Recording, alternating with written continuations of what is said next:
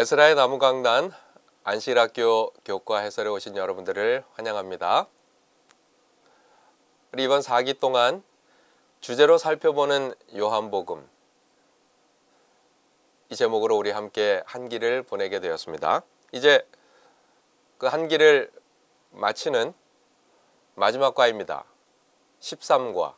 제목도 맺은 말입니다.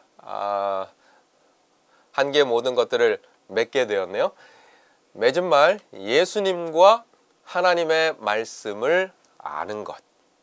예수님과 또 그분의 말씀을 아는 것.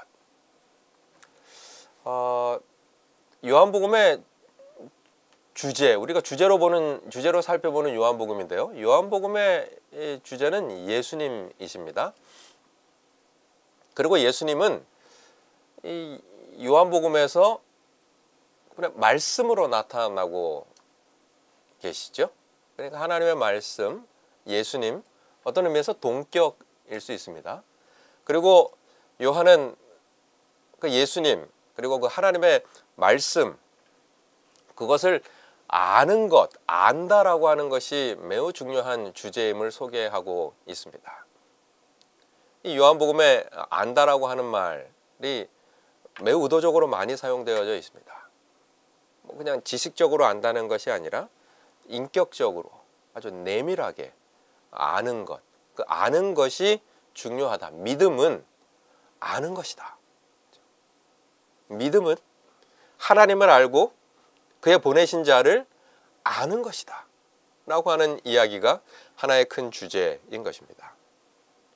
그래서 이 교과의 저자는 이제 주제로 살펴보는 요한복음 전체의 이 길을 정리하면서 마지막 제목을 아는 것이다, 우리가 함께 알아가기를 원한다 라고 하는 이야기를 전해주고 있습니다. 기억절에 있는 말씀입니다.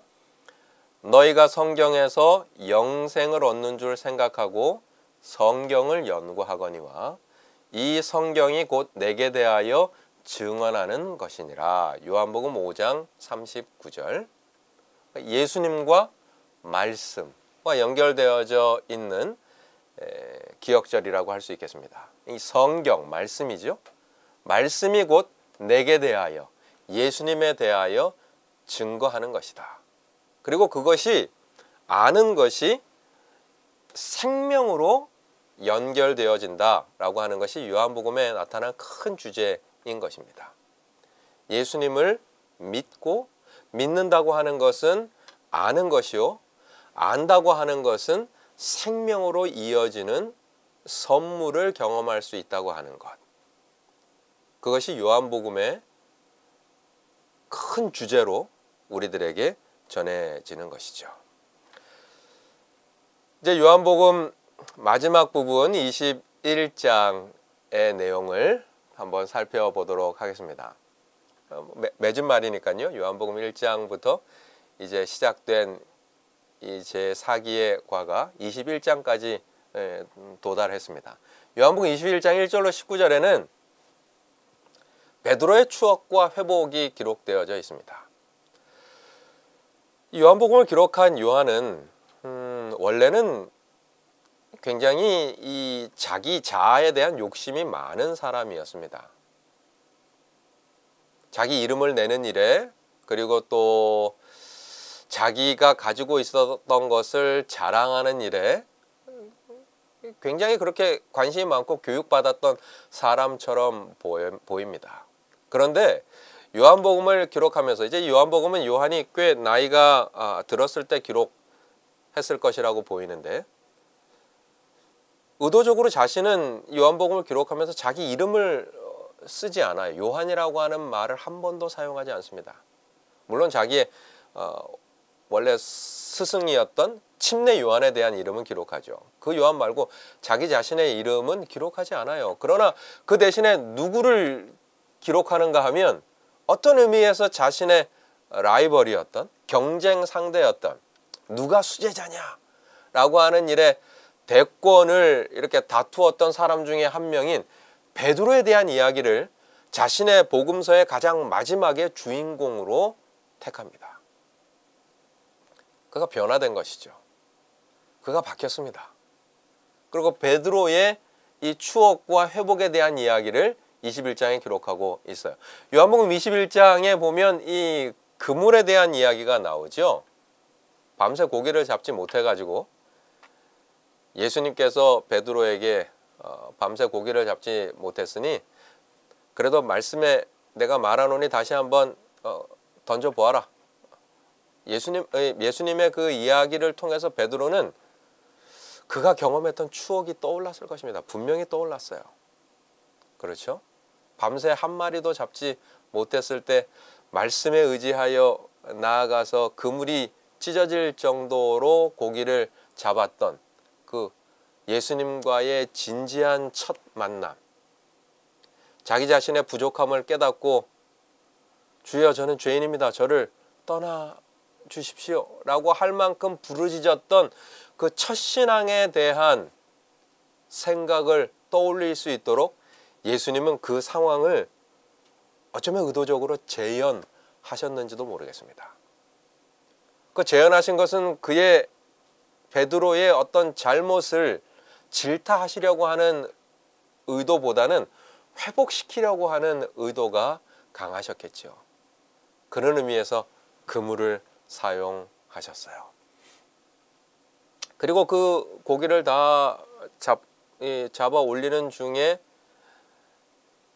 요한복음의 저자인 이 요한이 주님께서 사랑하시던 자, 사랑하시는 자라고 표현되어져 있으면서 주시다 라고 이야기했을 때 베드로는 겉옷을 벗어버리고 얼른 예수님께 나오죠. 해변가로 나옵니다. 해변가로 나왔을 때 예수님께서 베드로를 위하여 준비하신 것이 있었어요. 그것이 무엇인가 하면 숯불을 피워 놓으셨어요. 그리고 그 위에 생선과 떡이 구워져 있었습니다. 숯불은 무엇입니까?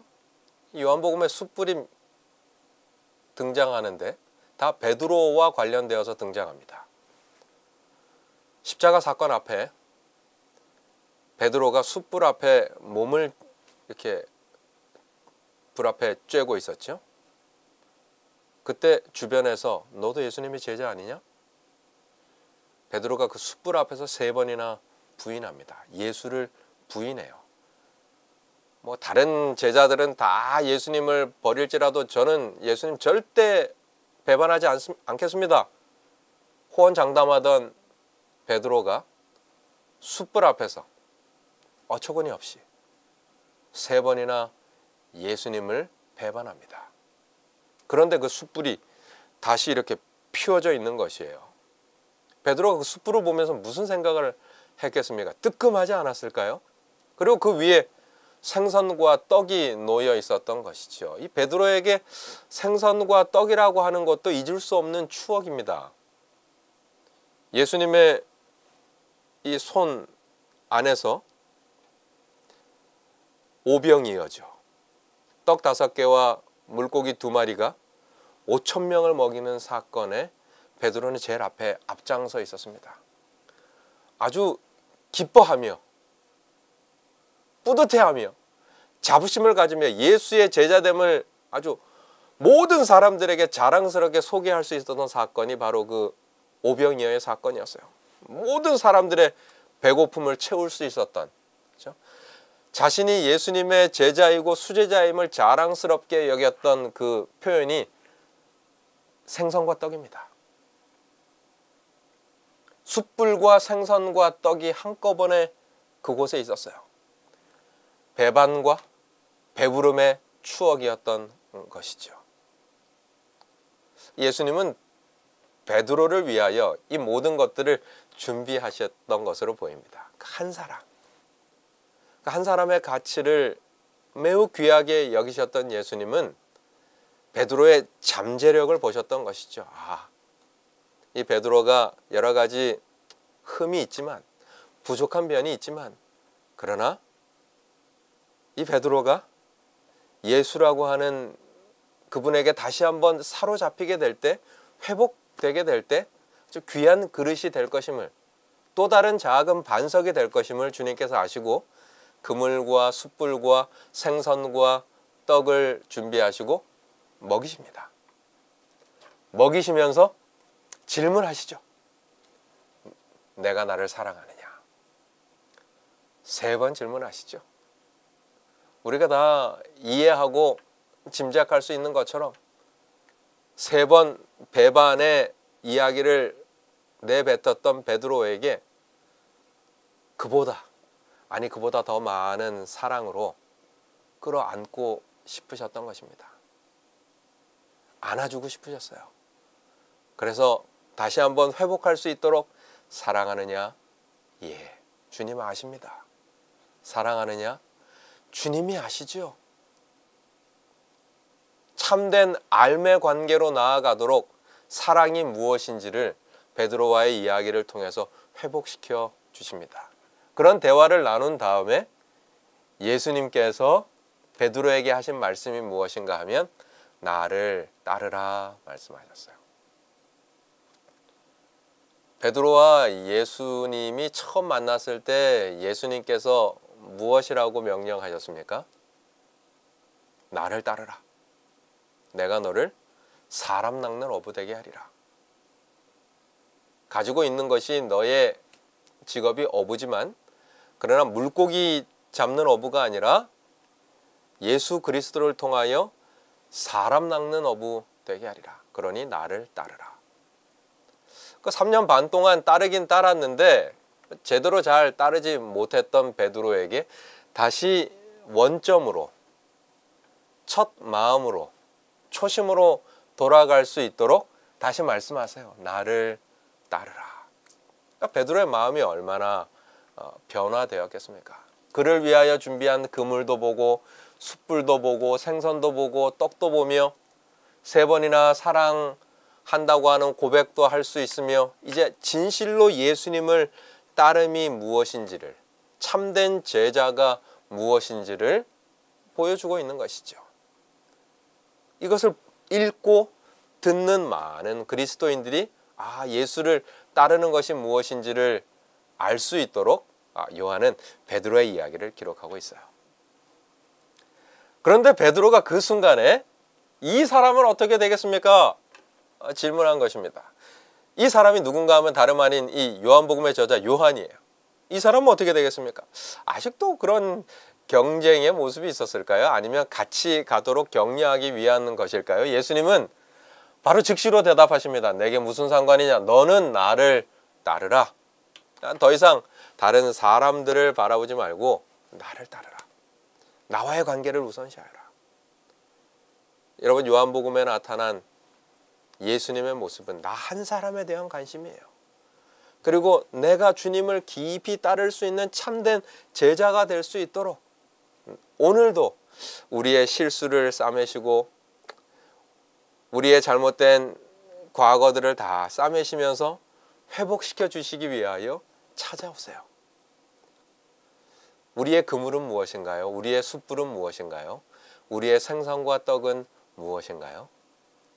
그 속에서 주님을 따를 수 있는 중요한 기회요, 중요한 도구요, 그리고 그 도구와 기회를 발판 삼아 주님을 참되게 따를 수 있는 제자들이 되어야 하겠습니다. 또 이 13가에서는 빛과 어둠이라고 하는 요한복음에 나타난 주제를 소개하고 있습니다. 빛과 어두움, 의와 불의, 모든 것들을 나타내주고 있으면서 요한복음 9장에 나타난 이 빛과 어두움에 대한 이야기를 설명하고 있습니다. 요한복음 9장은 날 때부터 어떻게 해결할 수 없는 소경을 치유하는 모습이죠. 그 구조를 보면 무엇을 향해서 지금 나아가고 있는 모습을 알 수가 있습니다. 여기 A와 A-가 서로 짝을 이루고 B와 B-가 서로 짝을 이루고 C, D, E 이렇게 짝을 지어서 무엇인가를 이렇게 향해서 나아가고 있는데 예수님이 말씀하시고 거린이면서 소경이었던 자를 치료하시는 모습이 1절로 7절에 나와 있습니다. 그리고 그 사건의 끝에 39절로 41절에 이 소경을 치유하신 사건의 의미에 대한 예수님의 말씀이 다시 기록되어져 있어요. 서로 짝을 이루죠. 7절로 12절에 사람들 앞에서 이 소경이 치유받았지 않습니까? 그 사람이 무엇인가를 증거하고 있어요. 자신의 고백을 하고 있습니다. 35절로 38절에 그 사람이, 치유받은 사람이 이제는 예수님 앞에 서서 예수님께 신앙 고백을 하고 있어요. 고백을 하고 있습니다. 사람들에게 증거하고 예수님 앞에 고백하고 그 사람의, 치유받은 사람의 개인적인 반응이 기록되어져 있습니다. 13절로 17절에는 바리새인들이 치유받은 사람을 신문합니다. 그리고 그가 증거하고 대답하죠. 24절로 32절에 바리새인들이 그 치유받은 사람을 또다시 불러요. 그리고 신문하고 그는 출교라고 하는 아주 엄한 징계 앞에서도 아랑곳 없이 자신의 신앙을 증거합니다. 또 18절로 19절에는 치유받은 사람의 부모가 나타납니다. 부모에게 유대인들이 질문하죠. 원래부터 안 보였냐? 아니면 보였는데 어떻게 좀 거짓으로 한 거 아니냐? 이런 질문을 합니다. 또 22절, 23절에 그 부모가 또다시 나타나요. 부모에 대한 이 요한의 논평이 있습니다.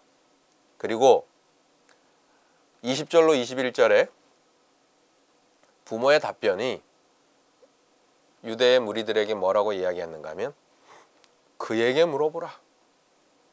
그가 성인이니 그가 대답할 것이다. 결국 이 빛과 어두움의 담화 속에 그 빛과 어두움을 경험했던 사람이 예수님을 만나 개인적으로 고백할 수 있는 그에게 물어보라. 교차 구조가 기록되어져 있습니다. 그에게 물어보라. 이 그는 날 때부터 소경되었던 치유받은 사람이기도 하고 저와 여러분이기도 합니다. 세상은, 그리고 하나님은, 그리고 주님은 우리의 신앙이 무엇인지 우리에게 물어보십니다. 요한복음을 읽으며 또 요한복음을 묵상하며 그러므로 우리의 선포는 무엇이냐? 우리의 대답은 무엇이냐? 우리의 고백은 무엇이냐? 너의 고백은 무엇이냐? 하나님은 우리에게 질문하세요. 너는 예수를 어떠한 사람이라고 생각하느냐? 주님께서 우리에게 물어보실 때 우리의 대답은 무엇이어야 할까요?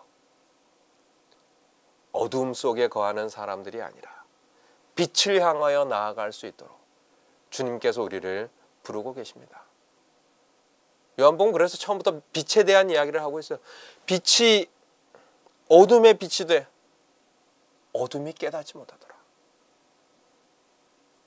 그 진리 되신 분이 세상에 왔지만 세상은 그 세상을 만든 그분을 영접치 아니하더라. 그러나 영접하는 자에게는 그분이 누구인지를 질문받았을 때 그분을 향한 온전한 대답, 확실한 고백이 있는 자들에게는 하나님의 자녀가 되는 권세를 주시겠다고 하는 것이 요한복음의 주제인 것입니다. 우리는 그 질문을 받을 때, 우리가 그 질문 앞에 섰을 때 우리의 시작은 어디에서부터 와야 될까요? 이 요한복음에서는 이 위로부터라고 하는 주제와 아래로부터라고 하는 주제가 서로 대조되어져 있습니다. 그러니까 빛과 어둠이 대조되어져 있는 것처럼 이 권세가 어디에서부터 왔는가? 위로부터 왔는가? 아니면 아래로부터 왔는가? 위로부터라고 하는 말은 인간의 모든 견해들이, 인간의 모든 고백들이 그 위에 있는 하나님의 말씀에 종속되어지는 삶이죠. 거듭남도 아래서부터 다시 태어나는 것이 아니라 위로부터 다시 태어나는 것, 말씀으로 다시 태어나는 것. 우리의 모든 권위의 중심이 하나님의 말씀에 종속되어지는 것, 그것이 위로부터라고 하는 것이죠. 그러나 그와 반대대로 아래로부터라고 하는 것은 인간의 생각이 하나님의 말씀을 해석하는 최종적 권위가 되어버리는 것입니다. 하나님의 말씀 속에 들어가는 것이 아니라 도리어 인간의 생각이 그 하나님의 말씀을 장악해버리는 것, 세상의 세력이 신령한 것들을 장악해버리는 것, 예수님을 구중심리에 의해서 십자가로 향하여 나아가게 밀어버리는 것, 자신들이 가지고 있었던 전통이 하나님의 말씀보다 더 무겁고 더 중하다고 생각하여 하나님의 말씀을 대적해버리는 것, 그 모든 것들은 아래로부터라고 이야기하고 있습니다. 제7일 안식일 예수 재림교회, 남은 무리, 이 남은 무리의 신원은 아래로부터, 사람들로부터, 아니 다수로부터 그 최종적 권위를 택하고자 하는 무리가 아닌 것이지요. 오로지 진리로부터, 위로부터, 적지만 그 숫자의 중함이 아니라 그 중심에 그 근원이 어디에서 붙어 있는지, 하늘로부터, 위로부터, 신령한 것으로부터 시작되는 그 무리들이, 그 공동체가 남은 무리임을 설명하고 있는 것이죠.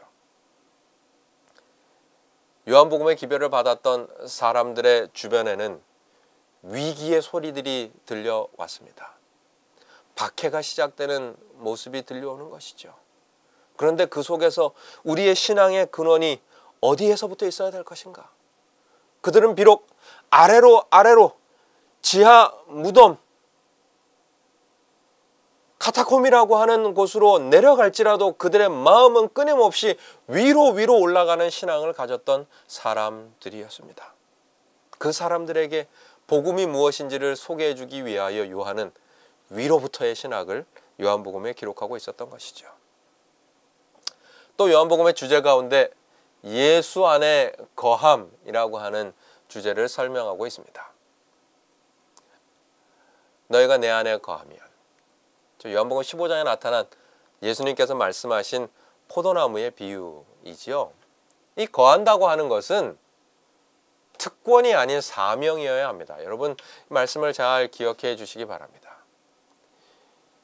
예수님 안에 거한다고 하는 것, 그것은 특권이 아닙니다. 나 바리새인? 나 사두개인? 나 사내들인? 그러한 특권이 아닌 사명감으로 거한다는 것이 무엇인지를 예수님은 설명하고 계세요. 그래서 요한복음 15장에 예수님께서 거한다고 하는 것을 설명하시면서 내 안에 거하면 화려한 꽃을 피울 것이다 라고 말씀하지 않으셨어요. 꽃은 보여주는 것이죠. 그러나 성경의 꽃은 며칠 피다가 지는 것입니다. 예수님은 거한다고 하는 것이 꽃을 피움을 위함이 아니라 열매 맺음을 위함이라고 설명하고 있습니다. 많은 사람들을 위하여 나눔을 주는 것이죠. 요한복음 15장 4절에 내 안에 거하라 나도 너희 안에 거하리라. 가지가 포도나무에 붙어있지 아니하면 절로 과실을 맺을 수 없음 같이 너희도 내 안에 있지 아니하면 그러하리라. 이 열매 맺음이라고 하는 것은 예수님과의 관계의 결과인 것입니다. 거함의 결과예요. 거하다라고 하는 말 자체는 잠시 들른다가 아닙니다. 그렇죠? 계속해서 그곳에 머무르고 함께 살아가는 것이 거하는 것이에요. 그러니까 일시적인 점이 아니라 선인 것입니다. 끊임없이 이어지는 선이에요.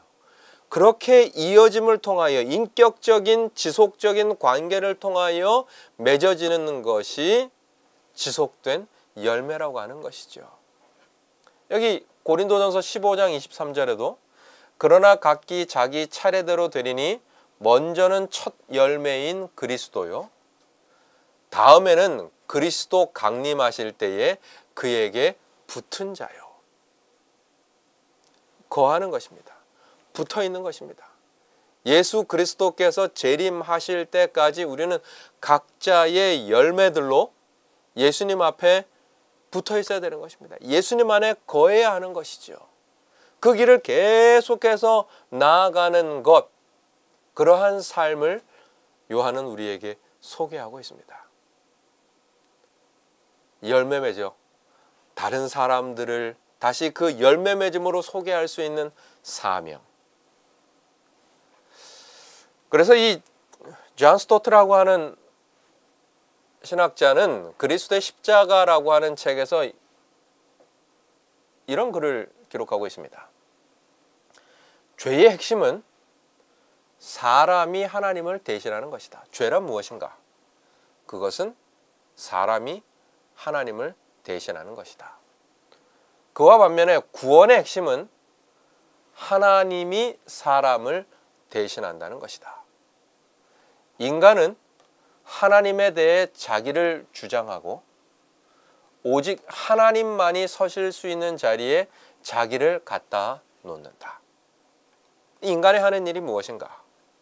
꽃을 피우기 위한 모습, 아래로부터의 근원을 갖고자 하는 모습, 그 모든 것들은 다 한마디로 이야기하자면 자기 자신을 드러내고 하나님 자리에 자신을 놓는 것, 그것이 죄 아닙니까?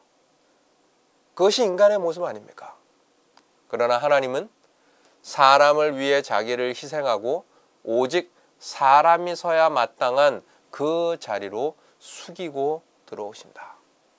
가장 낮은 자리에, 가장 아래의 자리에, 십자가의 자리에 예수님께서 서셨습니다. 하늘 높은 보좌에 계신 그분이시지만 오직 주님은 이 땅에 오셔서 이 땅에서 가장 높은 곳으로 올라가셨던 곳은 골고다 언덕이 최고 높은 자리이지 않으셨습니까? 인간은 하나님에게만 속한 권한을 주장하려 하지만 하나님은 사람만이 져야 할 형벌의 자리를 받아들이신다. 예수님은 그 자리를 친히 취하시고 우리를 위하여 가장 마땅한 자리, 있어야 할 자리, 우리 스스로는 그곳에 설 수 없지만 하나님의 자리에 우리를 초청하시기 위하여 내게로 오라, 내 안에 거하라. 내가 너희를 위하여 감당할 모든 자리를 내가 다 이미 취하였으니 너희는 내 안에 거하여 나와 함께 관계를 맺으며 열매를 맺자라고 말씀하고 계신 것이죠. 그렇게 요한은 주옥 같은 주제들을 통하여 우리들에게 교훈을 주고 있는 것입니다. 요한복음의 기별을 정리하면서 요한복음의 주제는 바로 이 성경절에 정리되었음을 다시 한번 여러분들에게 말씀드리고 싶습니다. 예수께서 제자들 앞에서 이 책에 기록되지 아니한 다른 표적도 많이 행하셨으나, 표적의 책이죠. 요한복음은 표적의 책이지만 몇 가지 선별하여 표적을 기록하고 있는데 오직 그것을 기록함은 목적입니다. 너희로, 우리 모두로 예수께서 하나님의 아들 그리스도이심을 믿게 하려 하며, 우리 다 그런 믿음을 확증하고 고백하는 성도들이 되었으면 좋겠습니다. 예수님은 하나님의 아들이시요 또 우리를 위한 메시아이심을 말이죠. 또 너희로 믿고 그 이름을 힘입어 생명을 얻게 하려 함이니라. 믿음을 통하여 생명으로 나아가는 모습을 설명하기 위하여 요한복음은 우리들을 초청하고 있는 것입니다. 사랑하는 성도들이시여, 요한복음을 통하여 예수님을 꼭 만나고 주님 오시는 그날 우리 모두가 다 주님을 영광스럽게 영접할 수 있도록 말씀 안에 거하는 우리 모두가 되기를 바랍니다. 연구를 마치며 이번 4기 한 기 동안 주제로 살펴보는 요한복음이라고 하는 제목으로 여러분들과 함께 하게 됨을 너무나 기쁘고 또 감사하게 생각합니다. 지난 한 기 동안 열심히 시청하시고 또 교과를 연구하시고 매 안식일마다 각 교회에서 함께 이야기를 나누며 주님을 더 깊이 알아간 모든 성도님들, 주님 오시는 그날까지 우리 모두가 다 주님을 가장 사랑하는 또 주님께 사랑받는 요한과 같은 제자들이 되기를 소망합니다. 이제 새해를 맞이하면 또 제1기 우리 미국 세리토스 교회에서 목회하시는 우리 김희상 목사님의 또 이어지는 교과 해설이 진행되겠습니다. 우리 모두 함께 또 더욱 열심히 시청하셔서 주님 안에서 자라는 여러분들 되기를 간절히 소망하며 지난 한 기 동안 함께 하신 여러분 모두에게 하나님의 축복이 함께 하시게 되기를 간절히 소망합니다. 대단히 감사합니다.